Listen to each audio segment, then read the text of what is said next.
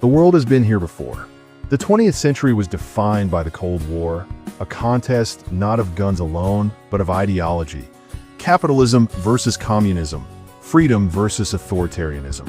For half a century, humanity lived under the shadow of nuclear destruction, split between two rival superpowers, the United States and the Soviet Union. When the Berlin Wall fell in 1989, many declared the Cold War over and the future secure. Globalization promised prosperity, technology promised connection, and trust between nations, however fragile, seemed possible. But history never ends. Today, 3 decades after the fall of the Soviet Union, a new Cold War is emerging. Not over political ideology, but over technology, trade, and global influence. Once again, two great powers stand at the center, the United States and China. Their rivalry is reshaping economies, splintering alliances, and raising new questions about the future of globalization. This new contest does not unfold in missile silos or secret bunkers, but in boardrooms, laboratories, data centers, and shipping ports. It is not a battle for territory, but a struggle for the commanding heights of innovation, trust, and supply chains. The stakes are immense. In this new Cold War, whoever controls the flow of semiconductors, artificial intelligence, and data may well control the future of the world itself. And unlike the last Cold War, the battlefield stretches into every home, every smartphone, every factory. This is not a story of distant superpowers alone. It is a story that touches the lives of billions. At the heart of the new Cold War lies the United States and China, two nations locked in a struggle for supremacy. China's rise over the past 4 decades is nothing short of extraordinary. Once dismissed as a low-cost manufacturing hub, China has transformed into a technological powerhouse. Its companies lead in 5G networks, electric vehicles, solar power, and increasingly in artificial intelligence. Cities like Shenzhen have become symbols of speed, scale, and innovation. But with success has come suspicion. For Washington, China's rise is not just an economic challenge. It is a strategic threat. The U.S. accuses Beijing of unfair trade practices, intellectual property theft, and building a model of state capitalism that bends global rules. The rivalry has spilled into nearly every sector. The battle for 5G saw Chinese giant Huawei banned from Western markets. The race for semiconductors led Washington to restrict advanced chip exports to China, fearing they could fuel military advancements. Artificial intelligence has become the new frontier, one where surveillance, cyber warfare, and automated decision-making raise both opportunity and alarm. China, for its part, rejects the accusations. It argues that its rise is natural, that every great power has sought to climb the ladder of technology, and that Western criticism is rooted in fear of losing dominance. For Beijing, the U.S. is a declining power clinging to old privileges, unwilling to share the stage of global leadership. State media portrays America's containment strategy as evidence of hypocrisy. The very nation that preached free trade now builds walls around technology.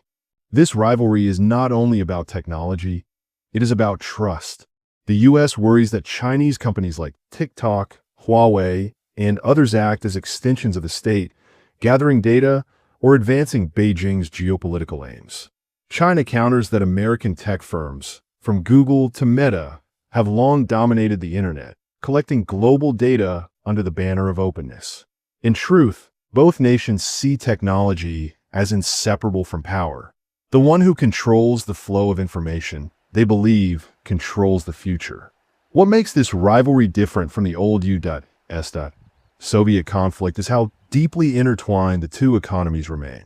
America depends on China for manufacturing, rare earths, and consumer markets. China depends on America for advanced technology, global finance, and stable trade. Their economies are not separated by iron curtains, but linked by silicon chips and shipping lanes. This interdependence makes the rivalry more complex and potentially more dangerous.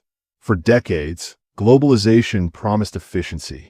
Corporations built supply chains that stretched across continents, stitching together raw materials from Africa, factories in Asia, and consumers in the West.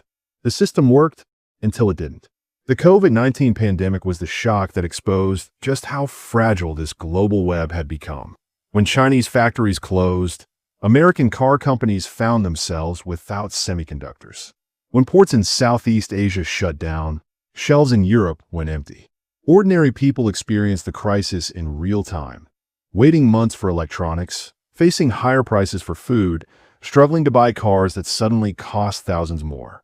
Semiconductors became the symbol of this disruption. These tiny chips, smaller than a fingernail yet packed with billions of transistors, are the beating heart of modern life.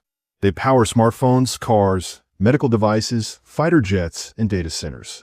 And yet, global production is astonishingly concentrated. Taiwan produces over 60% of the world's advanced semiconductors, with one company, TSMC, holding near monopoly status. South Korea, through Samsung, adds another major share. The United States designs many chips but makes few of them. China consumes most of the world's chips but struggles to produce cutting-edge versions itself. This concentration has become a geopolitical nightmare. What happens if Taiwan is blockaded or attacked? What if another pandemic halts production? What if trade wars cut off access?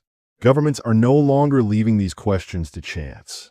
Washington has passed the CHIPS Act, pouring billions into domestic chip manufacturing. The European Union has launched its own CHIPS Act. Japan and India are offering incentives to attract semiconductor plants. China, meanwhile, has doubled down on self-reliance, investing heavily to catch up in advanced chip technology despite U.S. restrictions. The pandemic also highlighted another dimension: logistics. The sight of hundreds of container ships stuck outside California's ports in 2021 became a metaphor for globalization's limits. Supply chains designed for efficiency could not withstand sudden shocks. Companies began rethinking their strategies, not chasing the lowest costs at all costs, but building resilience, diversification, and sometimes redundancy. Just-in-time manufacturing gave way to just-in-case preparedness.